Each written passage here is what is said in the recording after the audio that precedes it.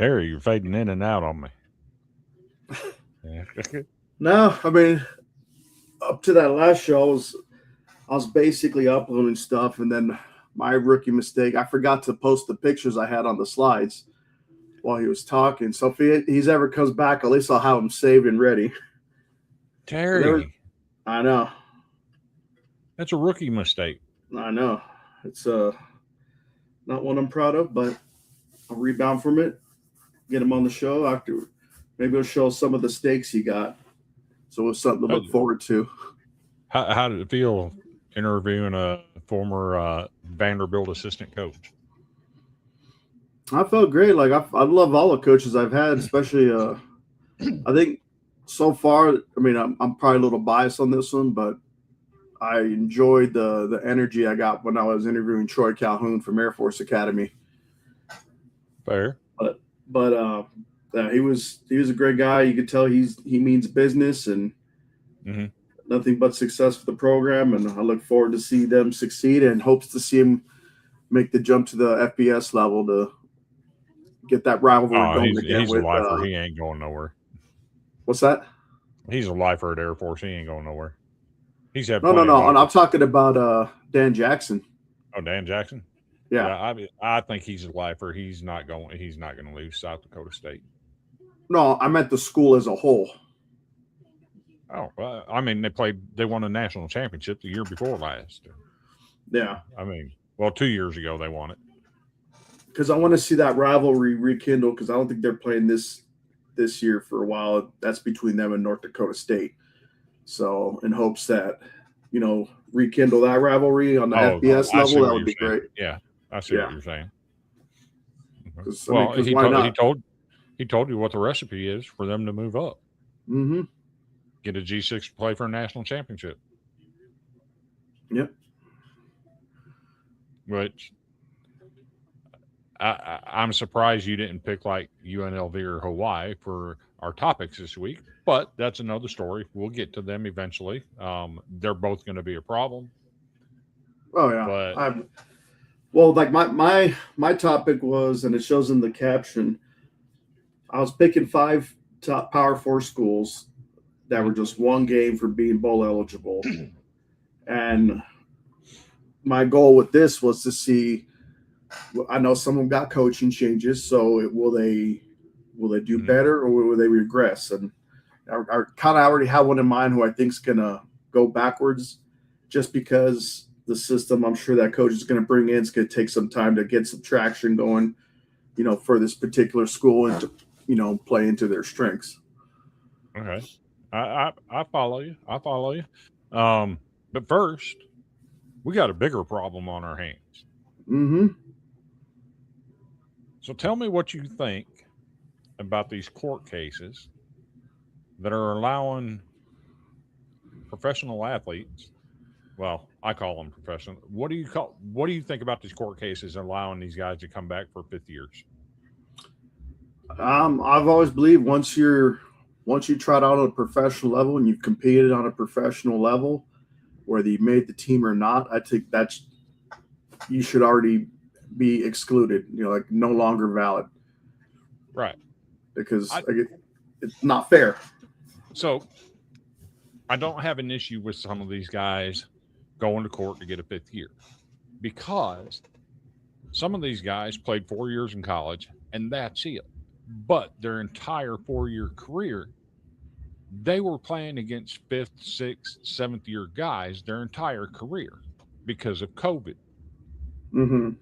So how is it fair that they only get 4 years and it was competing against all these old hands?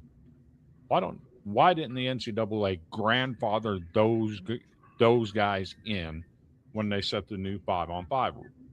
They should have been.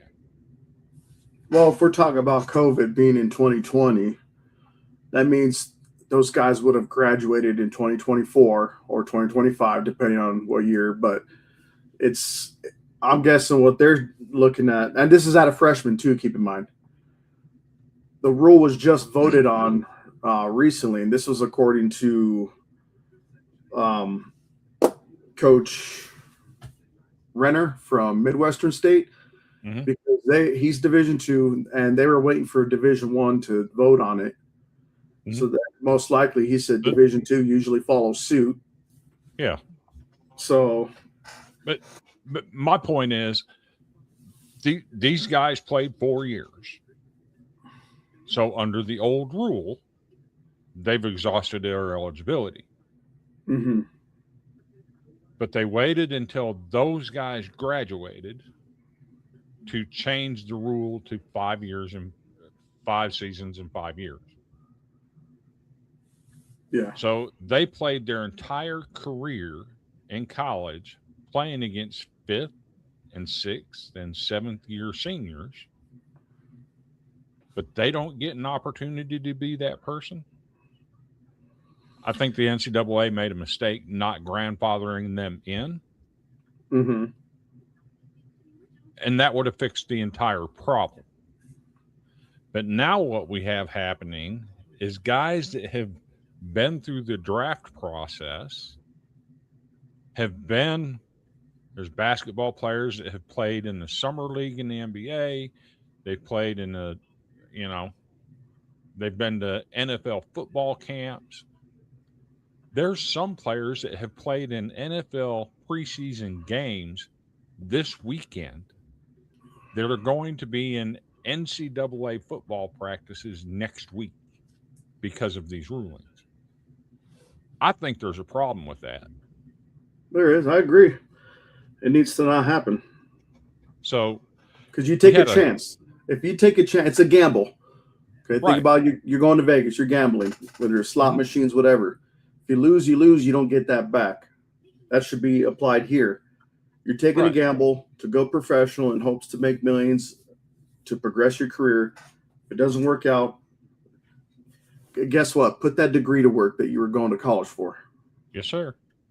Now, to be clear, I do have a player that could be part of this that to date has not joined in any lawsuit to make himself eligible, but yet he's the one that's being reported on all over the place. Diego's coming back. Diego can come back. Diego. Let me put that rumor to rest right now. He is not involved in any legal process trying to get another year of eligibility, which he could do, but he's not. He tweeted out a year ago, "This is my last year playing football. I'm done."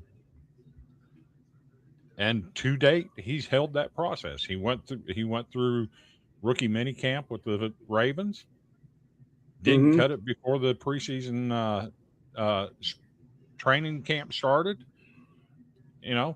Will he get a shot? Who knows? But he's not trying to come back to college football, and they can reporting that he is just people trying to get clicks. That's all it is.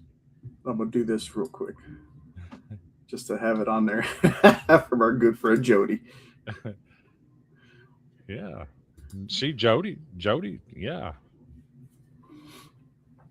So, has he hinted what might be next for him? I mean, I think he's going to get into coaching. Yeah, I really do. Now, I do know that during fall camp, he has spent 7 days at Vanderbilt helping the quarterbacks. So I think he's going to go into coaching. So, where do you think he'll coach? You said Vanderbilt, or you think he'll go to New Mexico? There's no telling. I'm sure he'll. Did he start in New Mexico, or was he a JUCO guy? He was a JUCO guy first. Won a national title at JUCO. USC wanted him to walk on, and he had an offer from New Mexico State, so he went there. It was the only offer he had. So he goes to New Mexico State, gets an opportunity as a freshman there, and takes over. I mean, the rest is history.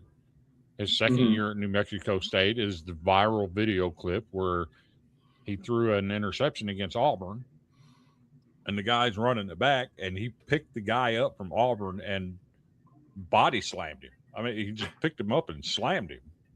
Started a big fight in the Auburn game, and New Mexico State won the game at Auburn. And that's where the story of Diego Pavia started. Well, then it got a little juicy when they qualified for the bowl game, first 10-win season in school history. And their practice field was the University of New Mexico, who is their absolute hated rival. And after practice, he whipped it out and took a leak on their logo. So that just made more of the story of Diego go viral. And Jerry Kill announced that he was going to retire. Well, Clark Lee talked him out of it, and he came to Vanderbilt as a special assistant, brought in the offensive coordinator, made Vanderbilt New Mexico State East, and here comes Diego Pavia following his people. And incredible story he wrote at Vanderbilt. He's not coming back, though. If I had to guess, he's probably going to get into coaching. Like I said, he's been at camp 7 days, working with the quarterbacks. So I think he's going to be a coach somewhere. Don't know where, don't know what level, but that's just what I think. But we did have a coach today make some controversial comments about all these court cases. So if you want me to, I'll go ahead and play what Oregon head coach Dan Lanning had to say about it. Let's do it. I think there's a lot of negatives that are involved around this. One, once you go to the NFL, to me, you're in the NFL. You don't get the opportunity to come back. Two, most of us have built our rosters, and you have a limited roster limit now. So if you invited somebody back to your team, that means you're kicking somebody else off your team, right, to match your roster limits. I don't think that's fair to the players that worked all summer, all spring, and put themselves in position to be ready to work for a team. to have somebody come back. But ultimately, it used to be once you had an agent or once you went and did the combine or once you went to all those things qualified as you are no longer an amateur. You're a professional now once you declare for the draft. So to let any of those players come back, fair or unfair to them, it's unfair to the sport. What's your thoughts about that, Terry? Is it unfair? Well, it definitely is. Like I said, you make that jump, there's no coming back. Be done. Yeah, you should be done. Once, because they say that at minimum, the rule is if you hire an agent for a professional agent for a potential professional career, that automatically disqualified you before. Mm-hmm. And yeah, it needs to. It's not fair for the young and up and coming guys, because then what happens with the guy they recruited that they're going to kick off and the NIL money he was going to be getting for that. Like, he has every right because wouldn't that be a breach of contract on the university's part? I would think so. So yeah, you would think it is. But I absolutely agree with Dan Lanning. Once you're gone, you're gone. Now I don't like him, but I agree with him.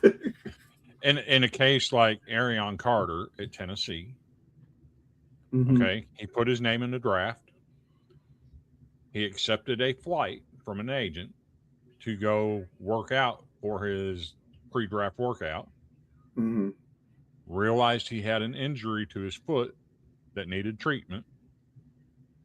Pulled his name out of the draft and then repaid the funds for the amount of the flight.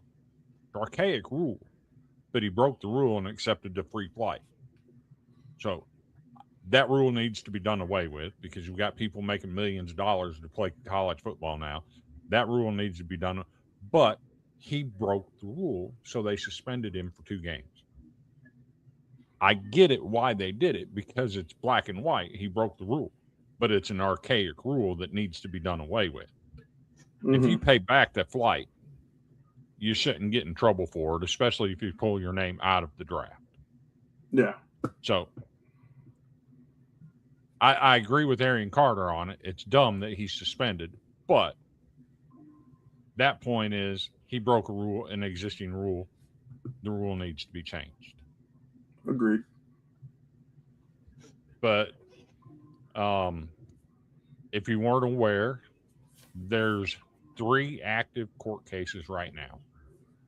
There was a previous case in Ohio. The NCAA won that case.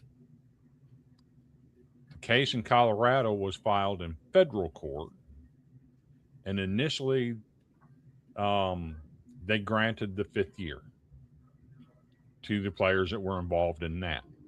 This weekend, the appeals court said, nope, we're shutting this down. NCAA, we're granting your stay, which means the decision has been overturned.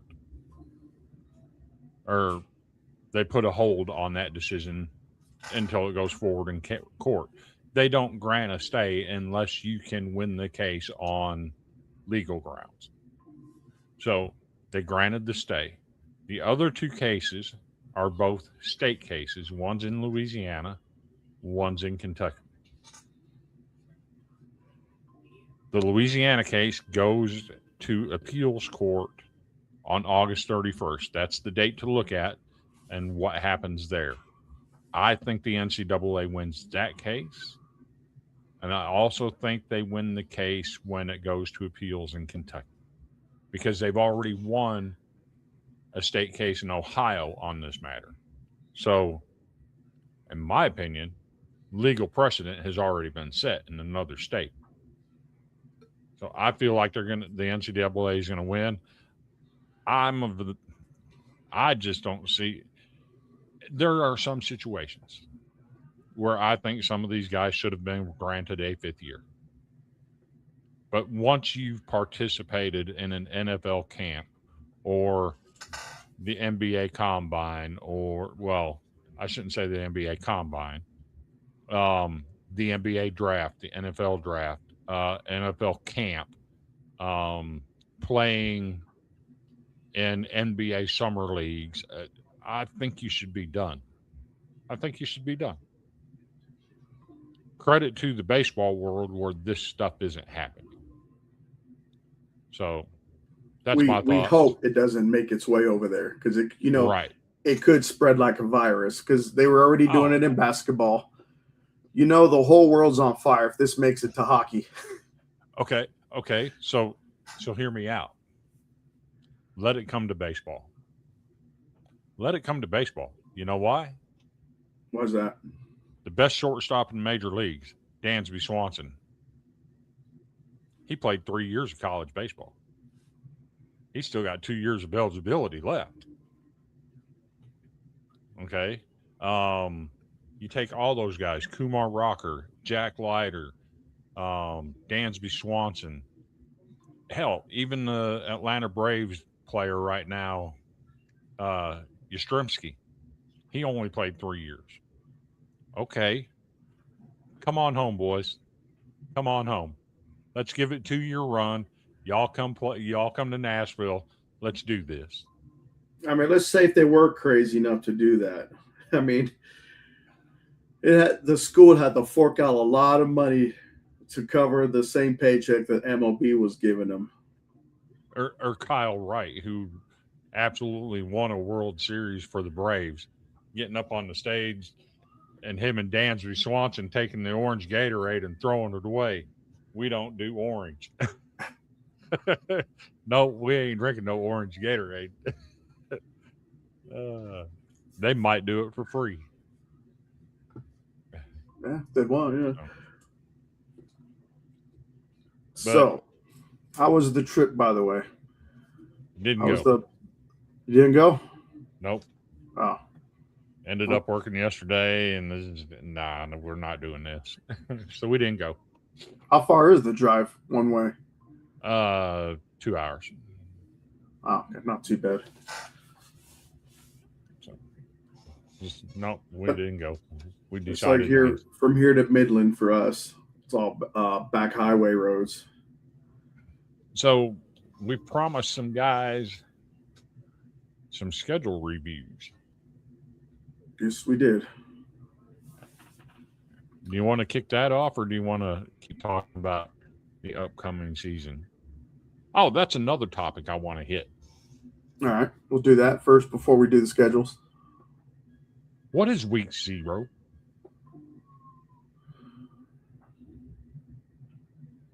I never got the point of that. Is that just basically like an extra game? I don't understand. You can't have week 0. What is? If it's week 0, there's 0 games, right? Yeah. We have games this week. It cannot be week 0. So I mean, that's the promotional week, isn't it? Well, Just there's a to few games promote the this game over in weekend. Europe. I don't know what they're doing, but it can't be 0 if you have games. It Yeah. automatically make this should be week 1. Next weekend should be week 2. Labor Day weekend. It should be week 2. This should be week 1. What are we even doing here? Doesn't make sense to me. Week 0 started in the NIL. It's probably a tax write-off that we don't know about. Yeah, it got to be something. You get to write off all of your NIL on this day because there's no games that you're playing in, even though you're shooting up and playing. Yeah, it's the freebie game. Yeah. It's like, we'll pay all this money, but you're playing in week 0 for free. Crazy. Stop it. Who is playing anyway? You would ask me that. Let me pull up ESPN real quick, and I'll I'm tell doing you that too. some of the schedules this weekend. So Saturday, we're talking about the 29th, correct? Yes. So it looks like wow, really, that game? They got one game on schedule. Ooh. San Jose State versus USC. That's the only top 25 for week 0. Actually, if you click on the tab that says top 25, go to FBS. There's about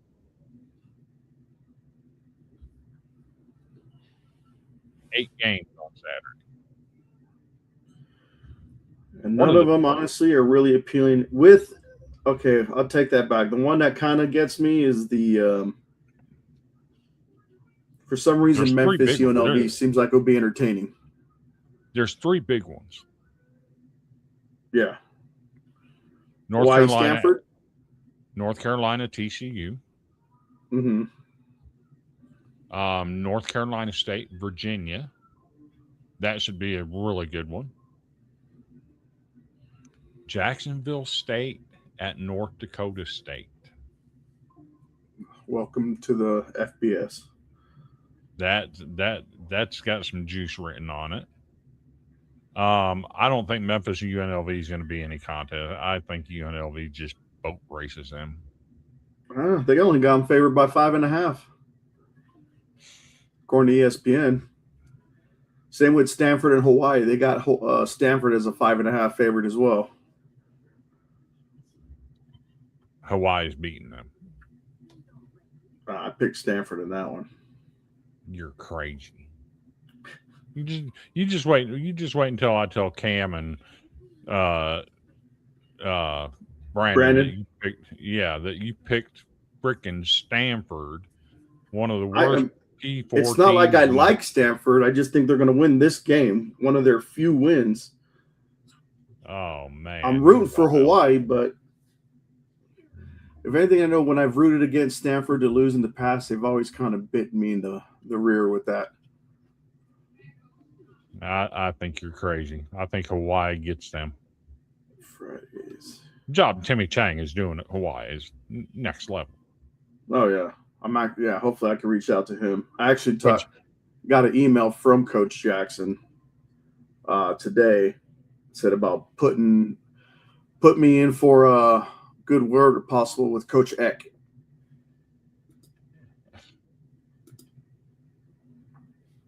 I don't think so, Dean. Stanford is terrible. Stanford is terrible. It's one thing we know about Stanford. Also, they also like to take a bunch of Hawaiian players from the state. So, the job Timmy Chang is doing at Hawaii is next level. Matter of fact, there was a good debate on Twitter this week. Who's a better coach, Clark Lee or Timmy Chang?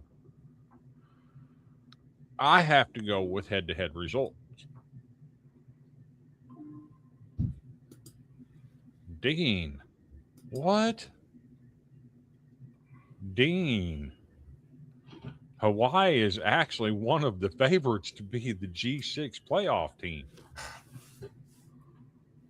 So they're one of the top ones they're predicting to win the Mountain West? They're one of the top ones for the G6 that they're picking to go to the playoffs. Yeah. Hawaii and UNLV are the number 1 and 2 teams that they're picking for the G5 playoffs.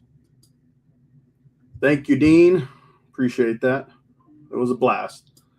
Oh, well, this idea that Hawaii is not that good is wild. And of course, we can't count out Boise State either. They always seem to find some way to finagle their way into stuff or playing the spoiler. So let me just take a real quick look here.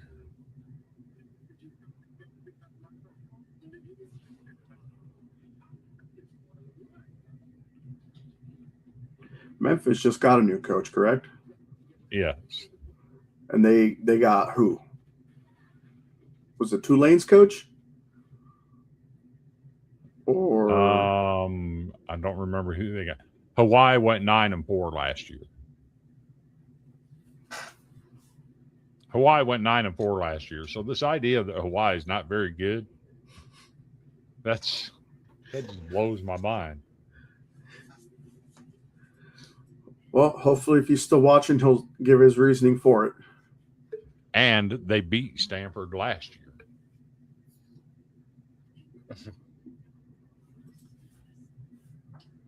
Oh, that was okay. That was from that. Was the last second field goal, correct? Yes, sir. Beat them 23-20.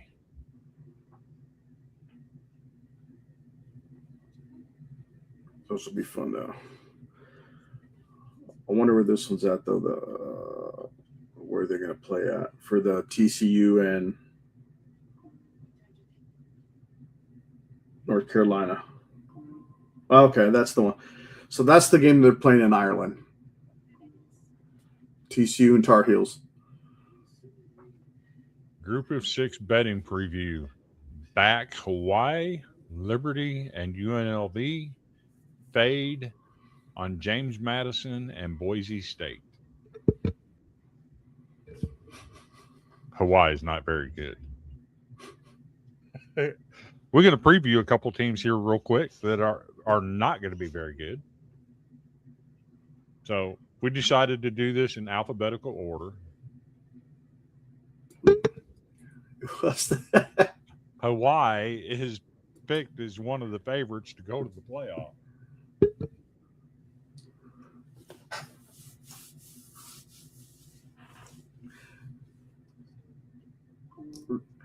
Let's bring it up while you guys keep arguing.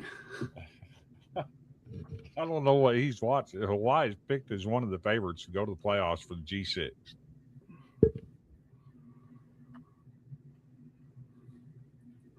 So, you want to name the first school we're going to be talking about? See if they go bowling or if they do worse than before?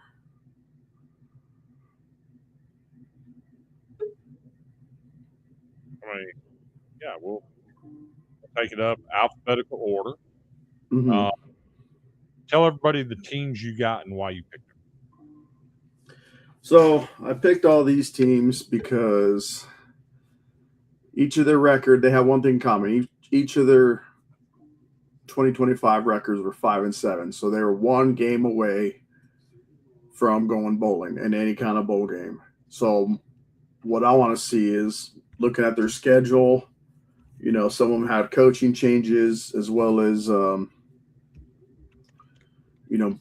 losing players and bringing some in, whether it's high school or the transfer portal. So these particular 5 teams from these Power 4 schools said they're all 5-7. We're going to see how far off or how close we are for Chris and I to see if these teams will get better and go bowling or will they get worse. So I'm going to bring that up, Chris. Okay, so here we go. Lindy picks them 4th, which means they won't be playoff bound. Okay, let me read you exactly what AI just told me on this subject. Yes, the Hawaii Rainbows are receiving legitimate buzz as a trendy dark horse and sleeper favorite to secure the group of 6 playoff spot, with ESPN even slotting them into an early 12-team projection.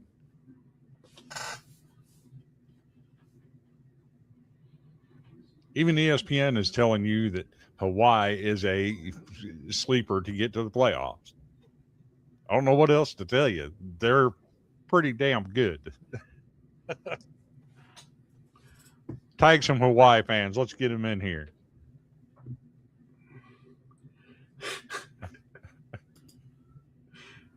AI is a repeat of what fans are writing.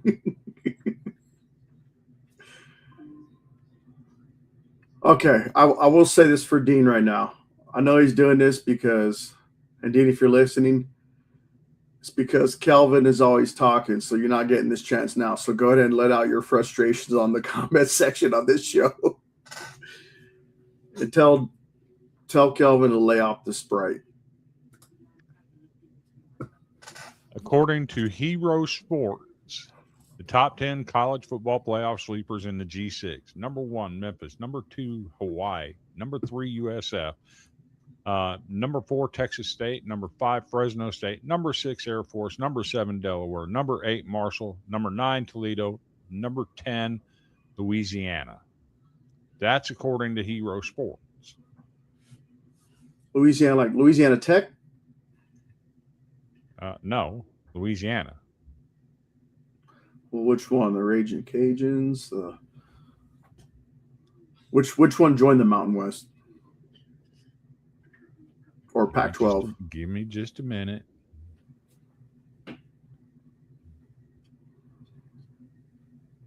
Let's see. Raging Cajuns. I was kind of hoping it would have been Tech. You know why?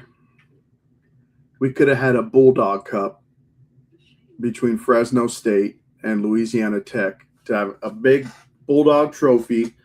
We're divided down the middle. One half is Fresno State colors. The other half is like Louisiana Tech. Okay. Dean, yes, Fresno State is in the Pac-12, but the Pac-12 is not a Power 4 conference and not guaranteed a spot. That's why it's called the G6 now and not the G5, because the Pac-12 is now a G6. So, yes. If you had to pick a fifth Power 5 conference, which conference would it be right now, looking at the current setup? Like, kind of promote one. I'd have the Pac-12 way down on the list. Yeah. We're talking Sun Belt, Mountain West, American Athletic. I think the Sun Belt and the Mountain West are both head and shoulders above the Pac-12 right now. Yeah. It's going to take some time for them to gain traction. Right. That's no diss to them. I just think they're head and shoulders above them. But they did, to their credit, though, they did get some good programs, I think, especially for football. So look at the Sun Belt. USF, Memphis. Well, Memphis ain't in the Sun Belt, but you look at the teams in Sun Belt. Tulane, James Madison, Troy. It's a pretty good conference. Yeah. And then the Mountain West, you got New Mexico, who's absolutely going to be a beast this year. Hawaii, UNLV. Okay, Dean, let me stop you there. That is false. If it would have been the UNLV team when I was stationed down there, yes, we would 100% agree with you in the early 2000s. But no, they're up and coming. They're like one crucial recruiting class away from being Mountain West champions. This problem with them is they've always had trouble with Boise State. Boise State always seems to have their numbers, so they got to get over that Boise State hump. They won the conference last year. Who did, Boise or UNLV? I thought Boise won it. It spoiled it. No. All the good teams left the Mountain West except for UNLV. That's not true. Hawaii is there. New Mexico is there. New Mexico almost beat USC last year at USC. I reread it. I'm tired. New Mexico is not a team you want to play with this year. They got one of the best up-and-coming head coaches in college football. But they lost San Diego State. I know that. Uh-huh. They almost beat USC at USC. Yeah.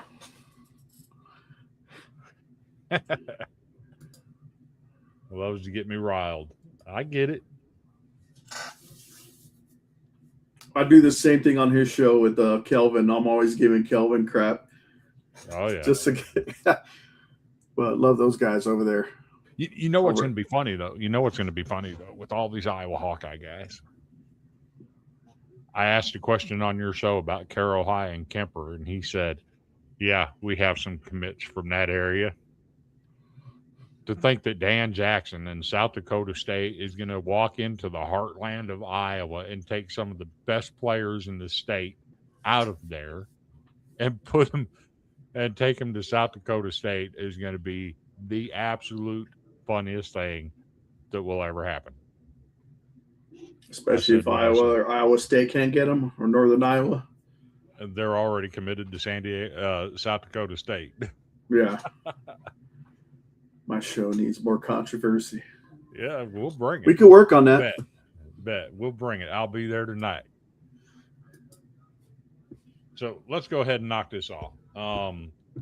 Go ahead and tell us your teams. All right, so starting out, we picked the Auburn Tigers. They finished, like I said, 5-7 last year.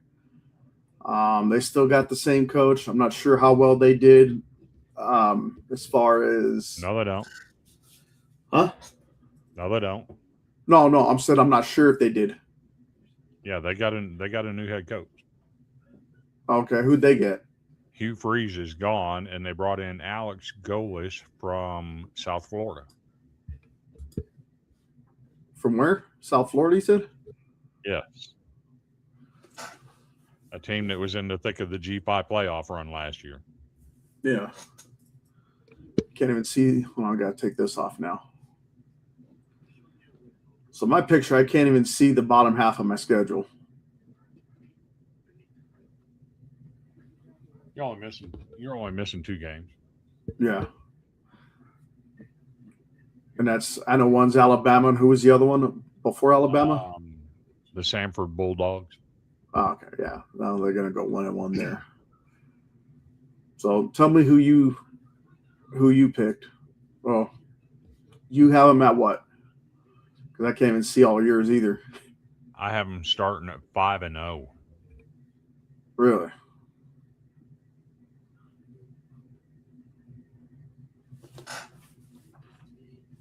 Well, with this new coach and his playbook, it's going to be the same thing that I'll mention with the other school coming up later. But I have them starting. If we're going 5 games, I have them starting at 2-3. Mm-hmm. So I just think they're better than Baylor. I did pick them to beat Baylor as well and Southern Miss. And yes, while Southern Miss has got some things going in the right direction, I don't think they're on Auburn's level. Florida, yes, they have a new head coach.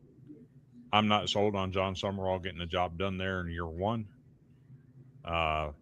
And if we know anything, Alex Golesh at South Florida last year with Bryce Brown as his quarterback, he beat Florida at Florida. Well, guess who Alex Golesh brought to Auburn with him? None other than Bryce Brown. That combination has already beat Florida. So I expect Auburn to win that game. Here's the one that's interesting. Vanderbilt, coming off the 10-3 win, 10-3 season, or 10-4 season. Well, no, they went 10-3. Lost Diego Pavia. They've won 2 straight against Auburn, and they lead the all-time series. But this will be Jared Curtis's first start as a true freshman in a SEC road game. I'm not sure that's the environment you want him going into for his first SEC road game. Well, see, with that one, I see Vanderbilt. I see them as a more complete team, even though they did have a big loss with Diego leaving. But we talked about, their defensive starters are returning one of the previous shows. And I'm not sure if Auburn has matched that yet as far as the transfer portal. So, I could say it could be a close game. It might not be the freshman quarterback's best game, but I could see the defense bailing them out in this one. For sure. I just think it's a freshman quarterback, first SEC road game. I just think that's a bad combination. So I got Auburn winning that. And then they travel to Knoxville to take on Tennessee. I don't think Tennessee's going to be very good. I think they're going to be pushing 6 wins tops. Yeah. Well, I have them losing those 3, but I don't see them getting blown out any of those 3. I could see it being decided by 7 points or less in each one of those 3 games because, you never know in college football how quickly someone could turn something around. I'm not saying that's going to be the case for the 3, whether it's Florida, Vanderbilt, or Tennessee, but I think Auburn's going to have a first it's going to be a rough year with this first-year head coach, but it's not going to be as bad as people. It's not going to be like a Deshaun Foster bad at UCLA. Fair enough. So then I do have them starting 5-0, but then that schedule gets significantly harder. I don't think they're beating Georgia. Oh no! I don't think they're beating LSU. Mm-mm. I don't think they're beating Ole Miss. And I'm pretty sure those will probably be double-digit wins too for all three schools. And then you get down to Arkansas. Arkansas might be historically bad. They might win one game, maybe two. I just don't see Ryan Silverfield doing anything good at Arkansas right now. That's a mess. It's sad, really. It is. Because they're like kind of like the deep program they had in the past. Like they've had some big names that came from there. Yeah. That, gone to play pros, but they can never seem to get a great team together at the same time. They made a mistake when they got rid of Houston. Let's be honest. But they brought in a coach that had them in the thick of the BCS race. Had a quarterback in Ryan Mallett that was absolutely lights out. And they had a great program going at that time. But they fired Houston Nutt. And then the next coach gets caught riding a motorcycle with a staffer. They fired him, and it's been an uphill climb ever since then. Now, I don't see it being any better this year. The next game is an interesting one.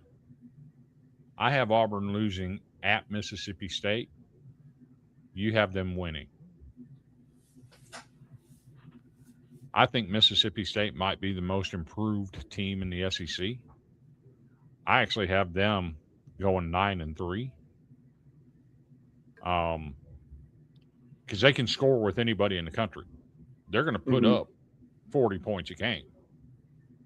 The problem is their defense has been horrid the last 2 years.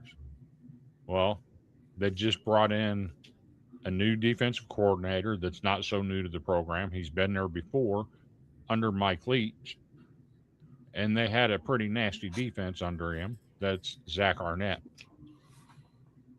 So I said it last year, I'll say it this year. Any defensive help or improvement, Mississippi State's a scary team. And I think they got that by bringing back Zach Arnett. It'll be interesting to see. I have Auburn losing that game on the road.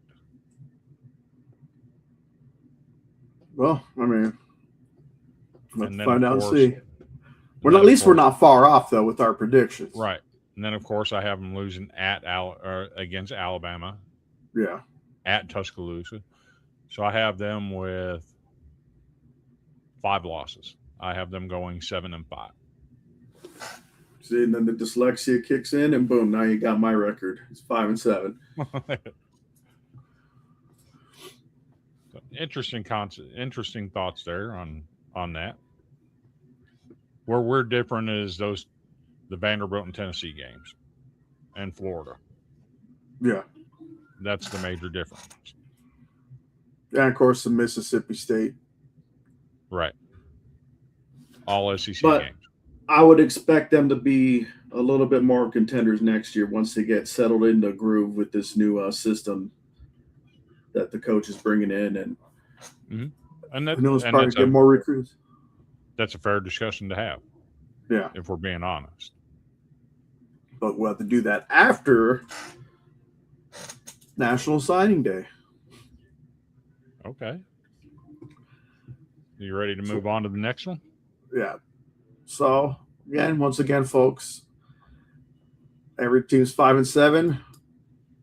We're going to see how they fare. Now, obviously, I'm no expert, but I don't look at any things just yet, like as deep, as Chris. But I think this one, we're not that far off. I don't think. So we both picked them to lose to Auburn. Yep. And that game is also in Atlanta, Georgia, neutral site. Mm-hmm. Then we both picked them to win the next 3. Because I think this is going to be one of those ones, especially the one with Colorado. I was kind of thinking about that one, but then I'm thinking this could be Deion's last year if they don't want to keep him anymore. I don't know. It's, who knows? They're not winning at Arizona State because I got Arizona State as one possibly that could win that conference. Mm-hmm. It's far fetched, but I would pick them in the top 4 to one of the ones to win it. We both picked. Okay, you picked them to lose. Okay, there's one of our differences. Mm-hmm. I think they'll beat TCU barely. It's what? I think TCU's going to be solid, but I think Baylor's a little bit better. Now we go on to Kansas. We switched again. Mm-hmm. I'm not looking for anything good out of Kansas this year. I think Baylor gets that. I think Kansas is on downward slide to back what they used to be. Well, I guess we'll have to stay tuned and find out. Now, we both have them losing to UCF. Mm-hmm. You have them beating Iowa State. I have them losing that one. Iowa State lost their head coach and 70% of their team. They transferred to Penn State. I don't think Iowa State's going to be good at all. I forgot about that one. Okay, I have a definite loss to at BYU. That's a hard place to play. Home or not, Red Raiders are going to take that one. And that's another team that's with all the controversy they've had, especially with the court ruling stuff over there. And I have them winning at Houston.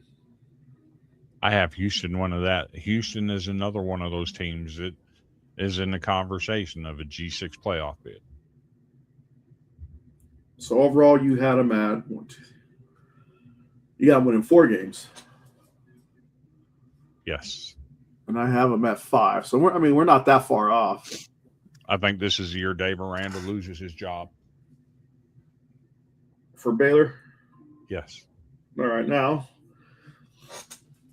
if you want to go ahead and introduce the next school. So the next school, just a few years ago, went 13-0 and got left off the college football playoffs. If you're wondering who that might be, there's only one. That would be the Florida State Seminoles.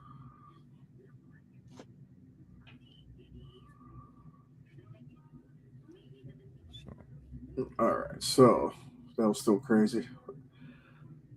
I still would have put them in. Even if they would have got slaughtered, I still would have put them in just because why not? Fair. I mean, look at the natty between Georgia and TCU. TCU got completely murdered. They let it happen. They were both conference champions. So, I mean, to me, if you work that hard. Stop it with the TCU slander. They earned the right to be there. I didn't say they didn't. I said they let it happen. They earned it. Well, because I'm going off, they were both. It's a very similar situation with Florida State. Now, they were going off, we can't let them play because they're starting quarterback. Who cares? They earned it too, and they got screwed. Fair. Now, obviously, they would have got slaughtered. People are like, well, let's not work. No, screw your feelings. They earned it. Let them live life like that. If they get murdered in the game, they get murdered in the game. They're going to grow from it. Don't prevent them from doing that. This should not have happened, is what I'm saying. But as far as TCU goes, yes, they did earn it. They deserve to be in the natty. However, unfortunately with the game, if they forgot that they were in a natty. They were just outmatched. They were outclassed easily. Yeah. And I'm pretty sure that's what have happened here with the Seminoles. But the thing is, the committee screwed that up because, like, their starting quarterbacks out. Let's go ahead and screw them over. No, I'm a proponent. I will always be a proponent that if any team ever goes undefeated, they belong in the playoffs. Period. The end. No discussion. Yeah. So here we go. We both got them winning New Mexico State. I got them beaten, and it's going to be a fair, safe to say, they're probably not going to blow anybody out in a lot of these wins. Okay. But I got them beating SMU at home because just like the years before, they're getting off to a hot start, and then they falter later on in the season, as it kind of shows up mine. At Tuscaloosa, we both got them out. No one's beaten Alabama in Tuscaloosa, most likely this year. If anybody, and if I have to look at the schedule, the closest one probably to do that would be, I'm not sure if Georgia plays at Tuscaloosa or LSU, but I got them both beating. I think you're wrong on that, but it is what it is. We got them both beating Central Arkansas. I think Virginia is going to be – I know they're pissed off about that loss to Duke, and I think they're going to take it out in Tallahassee against Florida State. I got them losing at Louisville, at Miami. I got them losing at Clemson, just like you do. We both agreed on Boston College because they're just one of those unfortunate programs that they haven't been really that good since Matt Ryan was there. I think we could probably agree on that one. So this one, what are your thoughts with this one? Because I got them beating Pittsburgh. I know you have them losing at Pittsburgh. So what's your thought process with that? So my thought process is they're not beating SMU. SMU, Miami, Louisville, they're the top three favorites in the ACC. They're not beating SMU. Mm-hmm. They're but just not. With the Pitt Panthers, though, you got them losing. I got them winning. Pitt, it's on the road. Mm-hmm. Pitt is solid under Pat Narduzzi. They're always competitive with everyone they play. It's at Pittsburgh. Florida State does not play well in Pittsburgh, never has, especially under their current head coach. Mm-hmm. Mike Norvell is a fraud. Pittsburgh wins that game. Now, what about with Virginia? You haven't beaten Virginia, but I have them losing to Virginia. I think Virginia last year was a one-off team. Yes, they won 10 games. But look what they did in the years prior to that. What was their record the year before the 10 wins? I believe let me go back and double check that, but I do believe that they were not very good. I do know this. They were led by a bunch of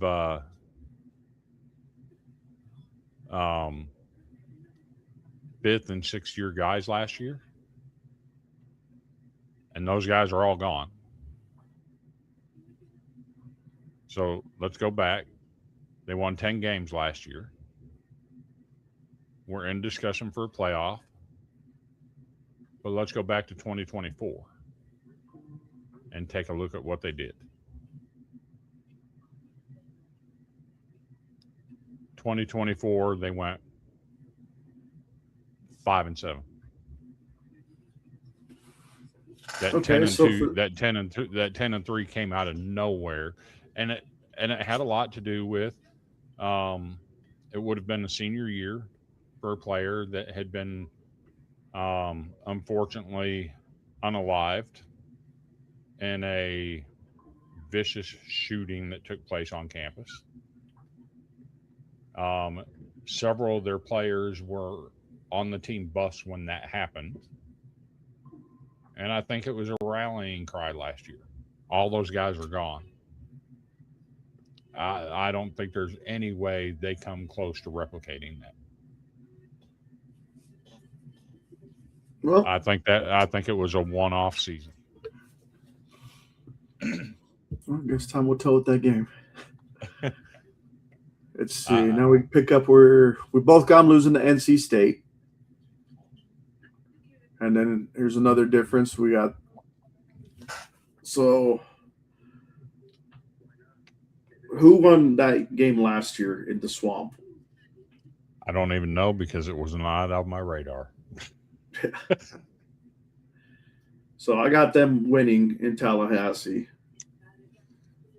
The thing with Florida is they have a ton of defensive talent. By that time in the year, I would hope that John Summerall has them headed in the right direction. I just don't think their early game against Auburn they're going to be in that place yet. So I'm taking Florida. I think they got more talent on their team. Or I'm taking Florida State. Because I'm just not sold on John Summerall. I would hope he has them headed in the right direction by then, but it shows you picked them as losing. Yeah, I'm picking Florida State to win.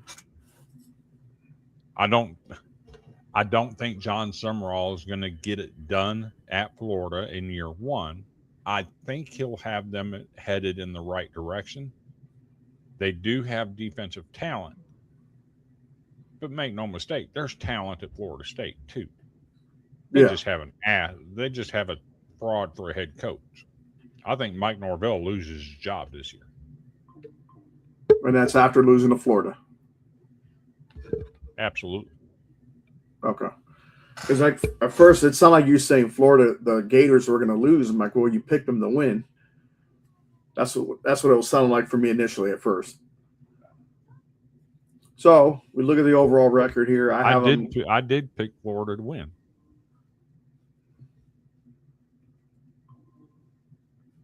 Florida State loses that game. Oh, okay, yeah. I'll say no. I would hope but John I do agree Summerall with Norvell being fired, though.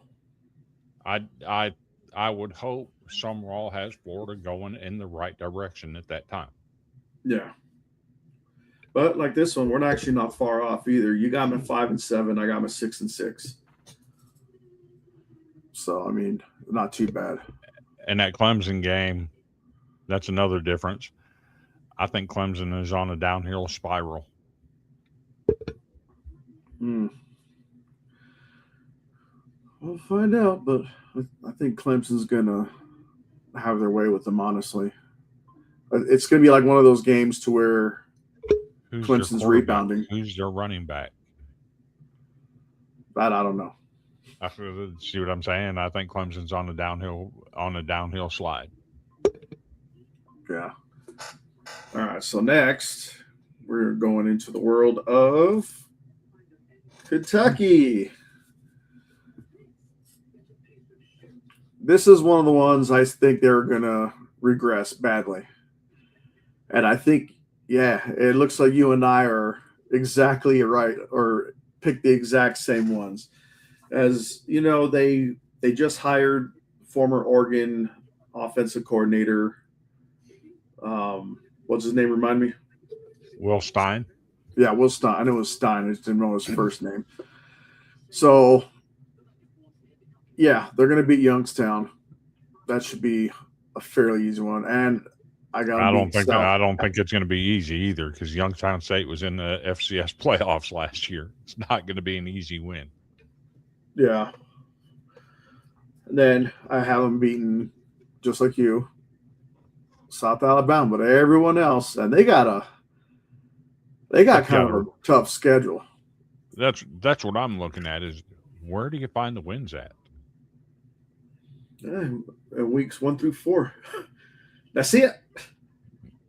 I mean, South Carolina's going to do what South Carolina does. They're going to beat Kentucky. I don't think there's any way they walk in that they're beating LSU. I don't think they're beating Oklahoma. I don't think they're beating Vanderbilt. There's been some talk that Kentucky beats them, but I just don't see it. Vanderbilt's won the last 2 at Kroger Field. When's the last time they even beat Tennessee? Tennessee's going to do what Tennessee does. They're going to beat Kentucky's ass. They're going to take their belts off and say, whoop, whoop, get back in the corner, little kid. Missouri. Florida's going to take them. Possibly the best running back in the nation in Ahmad Hardy. if he's back. Hopefully he's recovered by then too. I did see a report that he probably will miss at least the first 2 games. Well, you don't want to rush something like that, so that's good on them. Louisville is going to come in, one of the favorites and paint the town red. The ACC, yeah. I mean, and then, but imagine looking at weeks 2 and 3, you got freaking Alabama coming in, and then you're going to go all the way to College Station. So I say this is a really rough first year for Will Stein, and with that kind of record, I'm not sure how that's going to be going forward as far as gaining traction, or what kind of how their system's going to look for them. But here's the thing: they can go 2-10, at least be competitive. Yeah, you know, it can look better on the field, while at the same time looking worse in the record book. Mm-hmm. It absolutely can.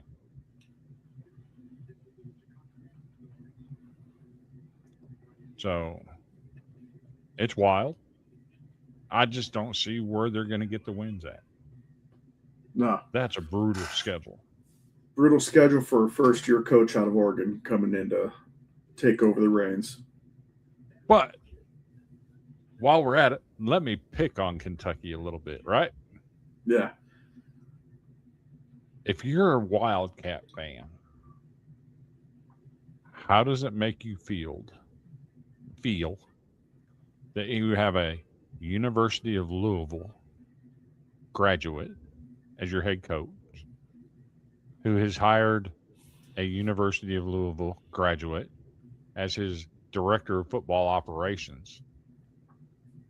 Your school has been infiltrated by the University of Louisville. How does that make you feel? You can't be happy about that. I wouldn't imagine. I'd be like asking me the same question if Matt Leinart came in to be the offensive coordinator at UCLA. There you go. And he hires Pete Carroll as a special advisor. Crazy. I don't understand where Kentucky fans are so excited about this. That would worry me. They're probably ignoring the Louisville part, like, oh, look, he was at Oregon. Let's just pay attention to that part. He's from Kentucky. He's one of us. No, he's not. He's a Cardinal.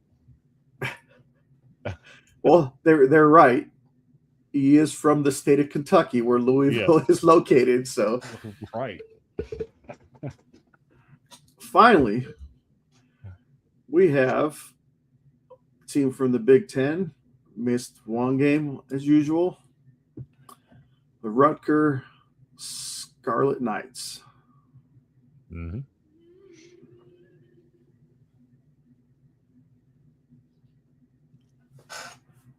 All right. So first 4 games or first 5 games, we were in agreement there. Mm-hmm. Oh, no, first 4. No, 5, 6. That's halfway. Yeah. So our differences start with the Maryland game. Mm-hmm. I don't think Boston College is good, or I don't think Rutgers is good. 1, 2, 3,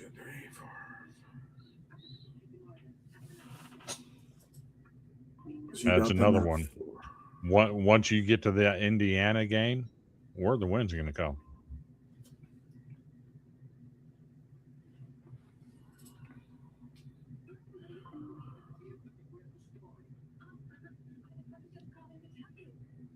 I got him beating Michigan State. And that's because I know Michigan State lost their quarterback, and it's just a mess up there.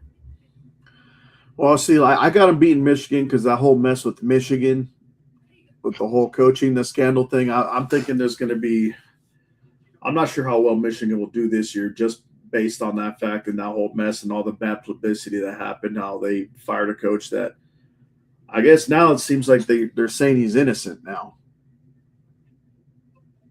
So who knows how that's going to affect the school as far as the overall morale and performance. I don't know. That was just my hunch with that. They went 9-4 last year, gave Texas all they could handle, and got a better head coach.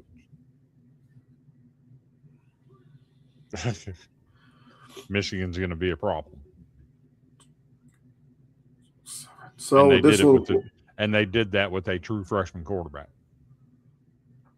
So this one, I think this is probably the one we're furthest apart on, because Auburn, we were 2 games apart.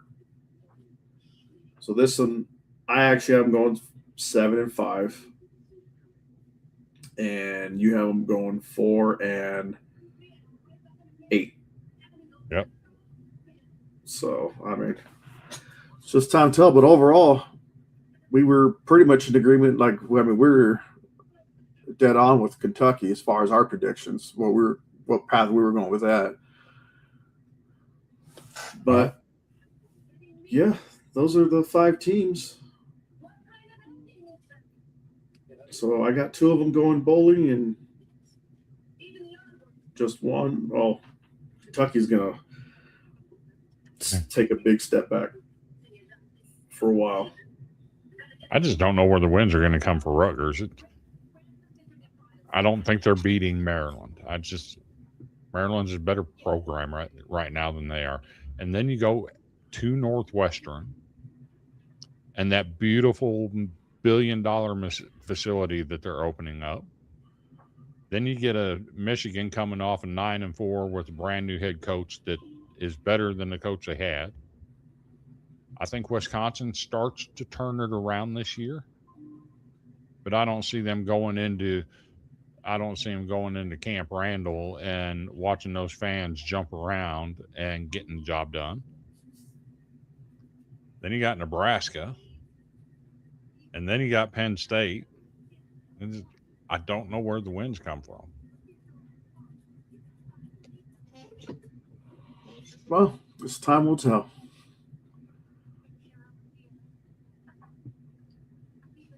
So maybe, just maybe, we can think about it for another few moments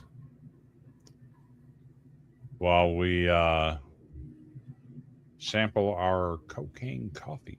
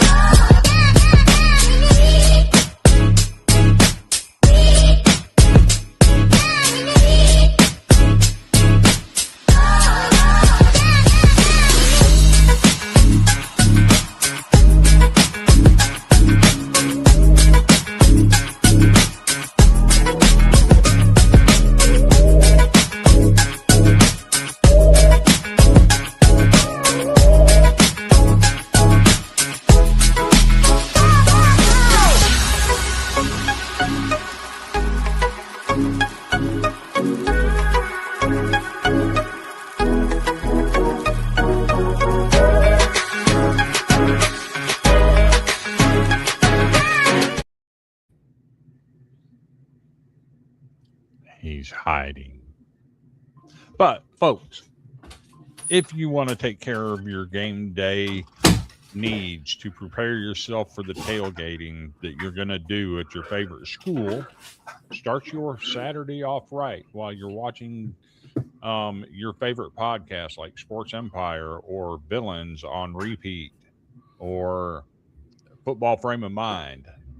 Do it while you're sipping on some cocaine coffee. Use the promo code Villains15 and get you 15% off your order, and get your Saturday started off correctly with the high energy flavor of cocaine coffee. Terry looks like he needs some coffee right now. No, I'm gonna go to bed soon.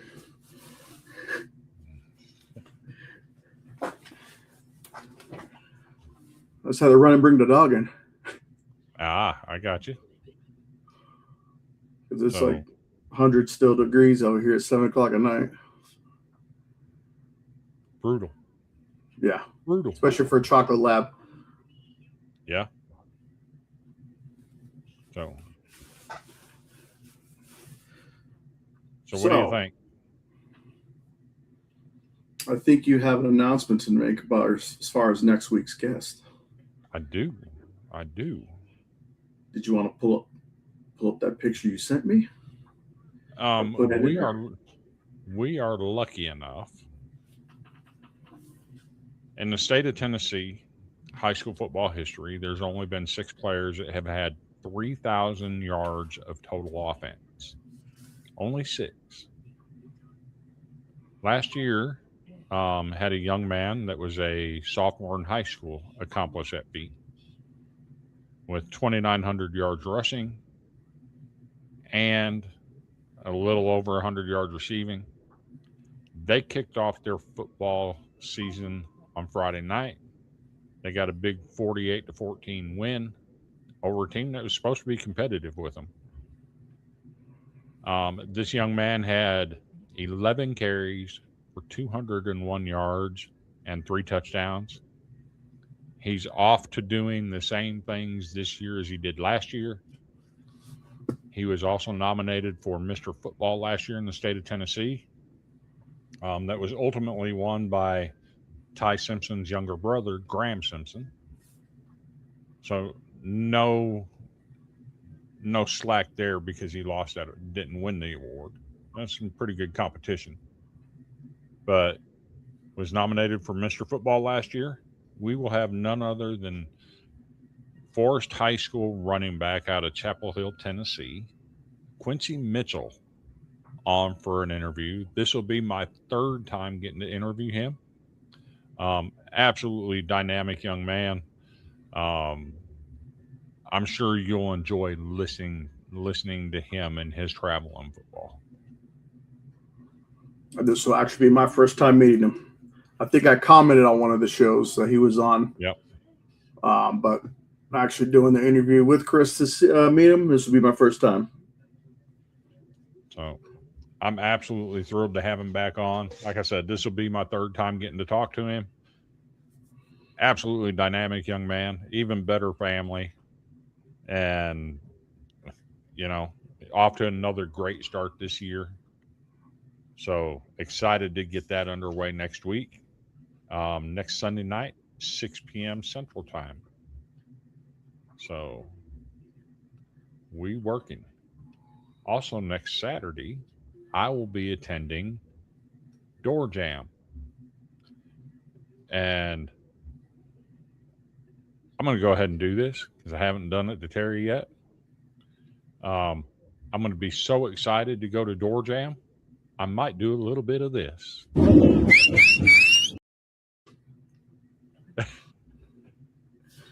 I'll be rubbing elbows with Vanderbilt coaches and players. One coach that I'm absolutely excited to talk to again is the Vanderbilt volleyball coach. He came from Kentucky, where he was an assistant and won the national championship. And they've started the program at Vanderbilt from scratch, and he's their first head coach. They actually, in their first year, won a regular season match in the SEC, and that's tough to do. And they actually won an SEC opening round tournament game match. So, and that did that in their first year. They have some special things coming up. They got a trip to New York City to play. I believe they're playing down on Broadway in New York City. It's going to be pretty epic. I'm going to talk to him a little bit, rub some elbows with some Vanderbilt players, try and get some interviews with them set up. But it's going to be an absolutely fun-packed day going up to Nashville and spending some time at Door Jam.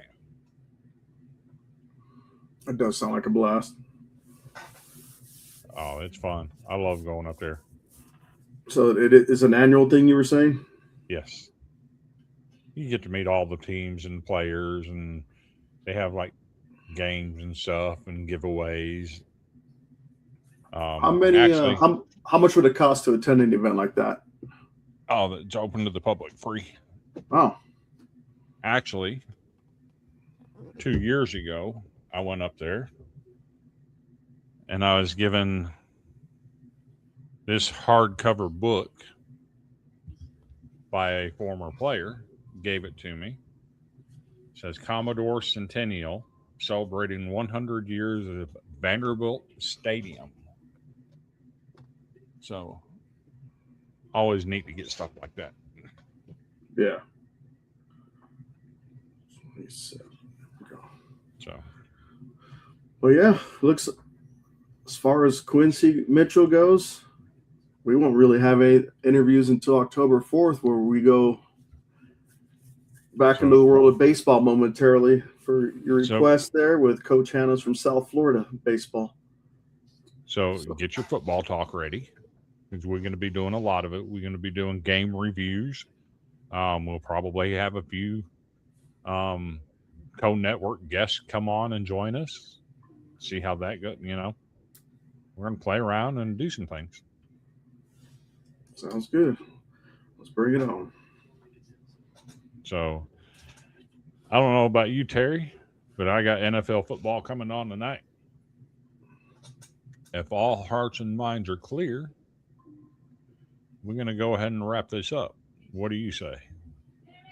Yeah, I'll just do one little quick announcement for, as y'all know, I've been having my own show on Wednesday evenings. I did a special one today because I wasn't going to pass up an opportunity to talk to a Division I FCS coach. So I accommodated the schedule to, be able to make that happen. And hopefully this opens up more opportunities, not just, for my show, but for Chris's show as well here that we co-host together. But on this one, this is a personal friend of mine who I've had the pleasure of serving with when I was active.